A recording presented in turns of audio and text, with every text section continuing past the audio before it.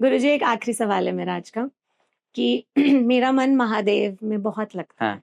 और मैं इस चीज पे बहुत मानती हूँ कि तुम हो एक अगोचर, सब एक ही हैं, मेरा उनमें लगता है। हमारे यहाँ देवी भगवती के बहुत नवरात्रे, मैंने बताया आपको, जॉब हो ही जाती है, सब होता है और बहुत श्रद्धा भाव से होता है, बचपन से देखते हुए आ रहे हैं। हमारे यहाँ रुद्री पाठ तब से होता है जब से मैं पैदा हुई थी, आज 30 साल हो गए हैं।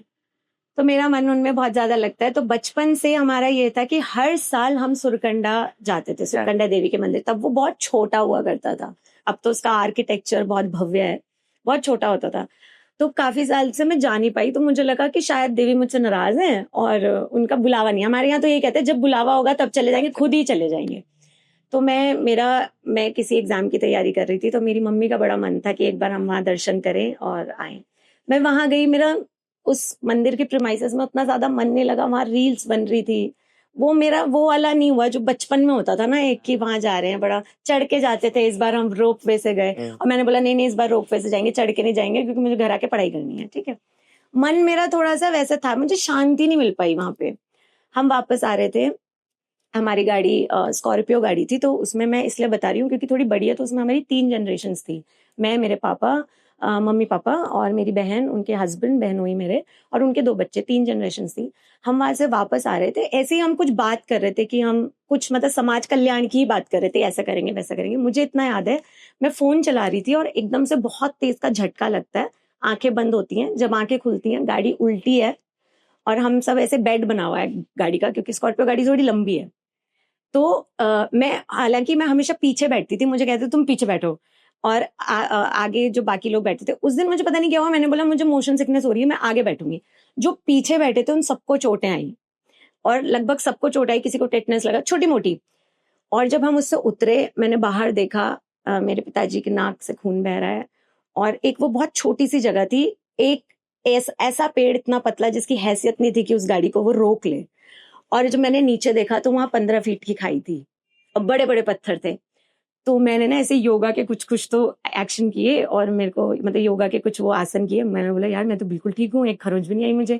और एक होता है बचना, कि आपका सर फूट गया आप बच गए, आपकी कमर टूट गया आप बच गए, हाथ टूट गया, रॉड डल गया आप बच गए, लेकिन बिना खरोच के होना। फिर मैंने ऐसे नीचे देखा, हम देवी के दर्शन करके आ रहे थे, जो हमारी कुल देवी हम लोग इतना मानते हैं। तो मेरे मन में ना ऐसा हुआ कि शायद ऐसा तो नहीं है कि मैं नहीं मानती, तो शायद नहीं। सॉरी। ठीक है, मैं बताता हूँ। फिर मुझे ऐसा लगा कि उस समय ऐसा नहीं सोचता ना इंसान की मेरी वजह से, मतलब मैं जी मरती तो क्या होता, उस समय ये सोचता है कि मेरे सामने मेरे माँ बाप को कुछ हो जाता या हमारे घर के बच्चों को कुछ हो जाता।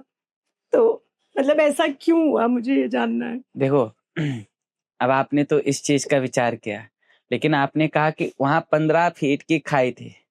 अब आपने ये विचार नहीं किया कि क्या कहते हैं, ना जाने कौन सी वो घड़ी रही होगी जिस घड़ी में इतनी बड़ी दुर्घटना होनी थी, लेकिन वो सुरकंडा ने टाल दी। आप उस चीज को महसूस कीजिए कि उस सुरकंडा ने आपको बचा लिया। क्यों? क्योंकि आप भाव से जा रखे थे।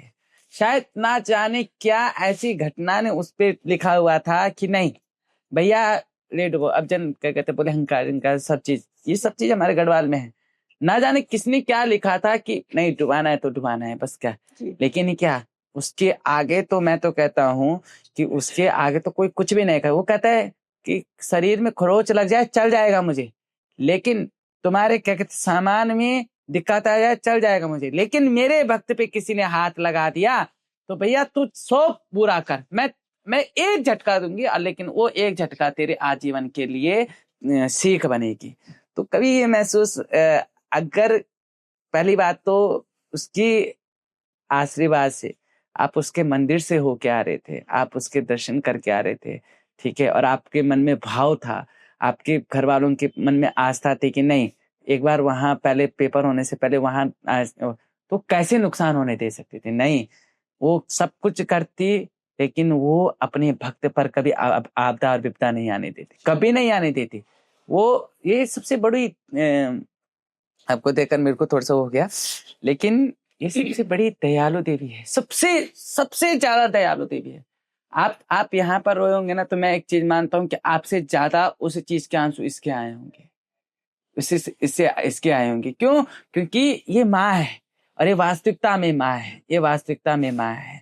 जब जब किसी ने कोई ना कोई अपने बच्चों पे वो किया होगा तो वहां पर जो है इसने उसको सहारा दिया होगा। इसने आपको कुछ होने नहीं दिया ना, कुछ कोई घटना होने ही नहीं दी। आपने कहा 3 जनरेशन थी, लेकिन 3 जनरेशन में किसी को क्या कहते हैं, कोई बड़ी दुर्घटना नहीं हुई, कोई बड़ी घटना नहीं हुई।